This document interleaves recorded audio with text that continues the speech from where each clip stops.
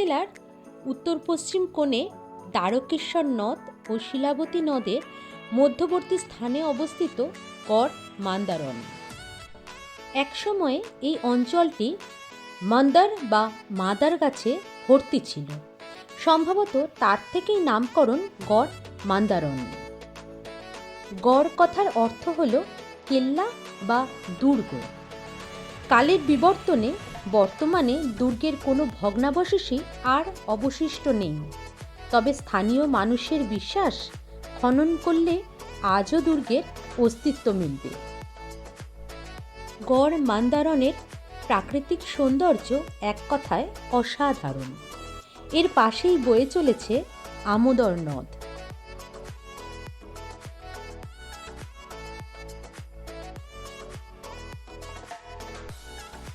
পরিকল্পিতভাবে বিশেষ উপায়ে এই আমোদর নদের গতিপথকে পরিবর্তন করে দুর্গের চারিদিকে পরিখা নির্মাণ করা হয়েছিল বহিরাগত শত্রুর হাত থেকে গড়কে রক্ষা করার জন্য।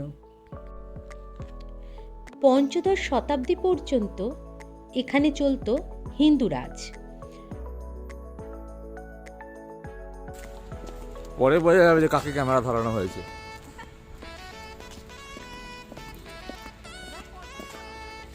তথ্য অনুসারে অঞ্চলটি ছিল ওড়িশা রাজাদের অধীনে।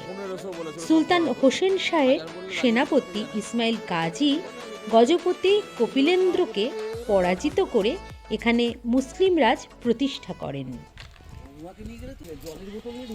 চলে এসেছি আমরা গড় মান্দারণ, ভেতরে ঢুকে গেছি। এখানে টিকিট হচ্ছে 20 টাকা করে। যেহেতু আমরা মিডিয়া থেকে এসেছি আর জন্য আমাদের 50% দিতে হয়েছে, মানে 50 টাকা, পার হেড 10 টাকা করে।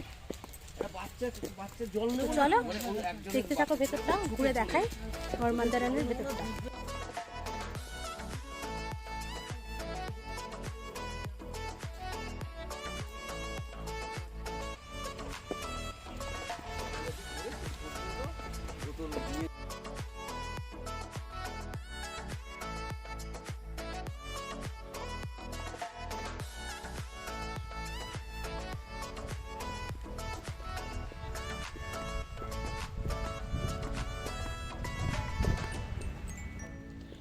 1860-এর দশকে হুগলি জেলার পূর্বের জাহানাবাদ বা বর্তমানের আরামবাগের কালেক্টর ছিলেন ঋষি বঙ্কিমচন্দ্র চট্টোপাধ্যায়। তার প্রথম ঐতিহাসিক রোম্যান্টিক উপন্যাস দুর্গেশ নন্দিনী রচিত হয় এই প্রেক্ষাপটের ওপর ভিত্তি করেই। এই উপন্যাসটি থেকেও গড় মান্দারণের একটা সুন্দর বর্ণনা পাই আমরা। কটেজগুলোর খুব সুন্দর নামকরণ করা হয়েছে। কোনোটা মৃণালিনী, কোনোটা আনন্দমঠ, আবার কোনোটা দুর্গেশ নন্দিনী। নিজেকে হারিয়ে ইতিহাস খোঁজার ইচ্ছাটাও যেন জেগে ওঠে এই গড় মান্দারণে আসলে। এই স্থানের প্রত্যেক কোনায় কোনায় যেন ইতিহাস কথা বলে।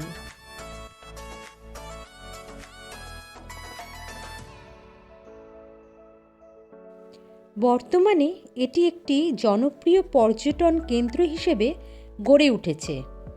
কলকাতা থেকে আসতে হলে হাওড়া থেকে গোঘাট লোকালে করে নেমে পড়ুন আরামবাগ কিংবা গোঘাট স্টেশনে। সেখান থেকে অটো বা টোটোতে চেপে চলে আসুন গড় মান্দারণ। কামারপুকুর চটি থেকেও বাস কিংবা অটোতে চলে আসা যায়। ডিস্টেন্স মাত্র 2 কিলোমিটার। এই সেই পরিখা যেটা দুর্গটিকে ঘিরে রেখেছে। পিকনিক স্পট হিসেবেও স্থানটি বেশ জনপ্রিয়। চাইলে সদল বলে চলে আসতে পারেন পিকনিক করতে। শীতের সময় এক কথায় স্থানটি বেশ জমজমাট।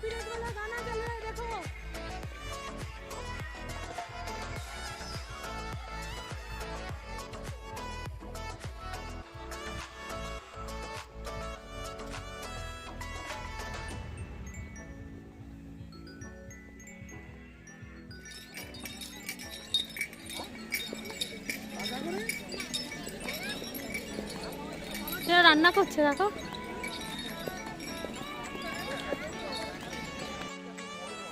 শুধুমাত্র রাতে থাকার জন্য নয়, পিকনিক করতে আসলেও চাইলে কটেজ ভাড়া নিয়ে নিতে পারেন কিছুক্ষণ বিশ্রামের জন্য।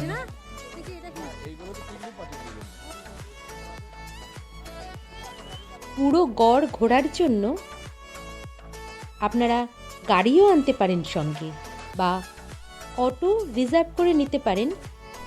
তার জন্য পারমিশন করাতে হয় 30 টাকা করে গাড়ি প্রতি। ঘুরতে ঘুরতে গলা শুকিয়ে গেলে গলা ভিজিয়ে নিন টাটকা আখের রসে। এই দাদার কাছ থেকে আমরা আখের রস খেলাম, অসাধারণ করেছে, খুব ভালো করেছে আখের রস। দাদা তোমার নাম কি? কালীপদ কোটাল। খুব ভালো করেছে, যারা এখানে আসবে এই দাদার থেকে আখের রস খেতে পারো, খুব ভালো।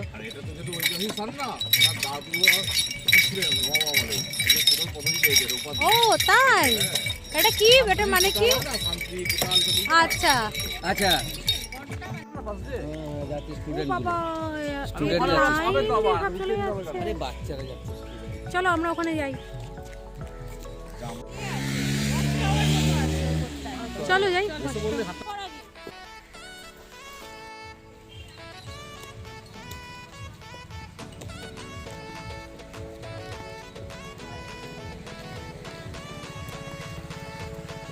শীতের সময়ও বেশ গরম। অবন্তীদি তো ছাতা ব্যবহার করতে শুরু করে দিয়েছে, ছাতা নিয়ে নিয়েছে।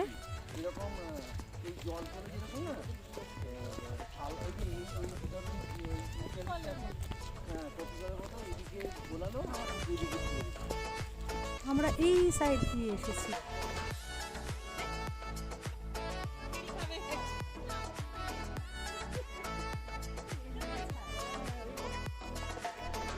এটা হলো গড়ের পেছনের দিক বা পেছনের অংশ।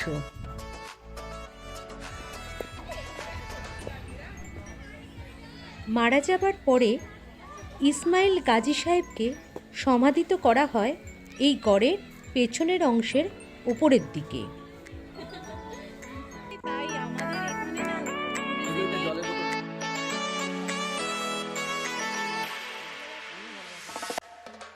এটা কি টক হয় এখানে এই তেঁতুল গাছে?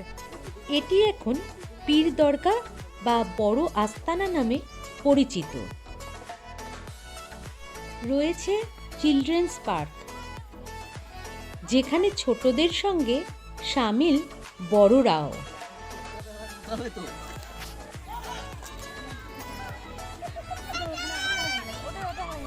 গড় মান্দারণ আসার আগে ঘুরে আসতে পারেন কামারপুকুর, জয়রামবাটি। সকালে ট্রেনে এসে দিনে দিনেই এই সুন্দর 3টি স্থান দেখে নিয়ে বিকেল 5:25 ট্রেন ধরে আবার ফিরে যেতে পারেন কলকাতা। তবে আর দেরি কেন, চলে আসুন গড় মান্দারণ। ভিডিওটি কেমন লাগলো অবশ্যই কমেন্ট করে জানাতে ভুলবেন না। তো দেখা হচ্ছে আবার পরের ভিডিওতে। টাটা।